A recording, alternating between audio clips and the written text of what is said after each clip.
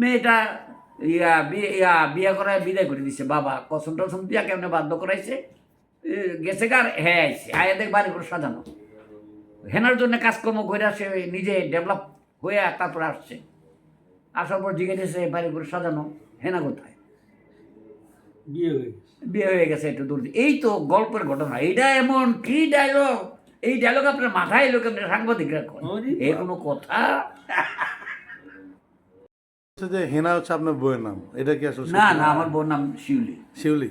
হেনা আমার বউর নাম না। হেনা নামটা কই থেকে আসলো? গল্পতে আমরা কতগুলি তো নাম বাড়ি করি, নায়িকার নাম 4-5টার নাম আমরা লিখি, আচ্ছা, যেটা পছন্দ হয় সেটা নামটা দিয়ে দিই, আর কিছু না। হেনা ছাড়া আর কোনো নাম লিখছিলেন কি? এটা আজকে 17 বছর আগে মনে বসে রয়েছি, গল্প লিখছি প্রায় 300, সিনেমা হয়েছে, এটা আমার এটা মনে বই থাকতো।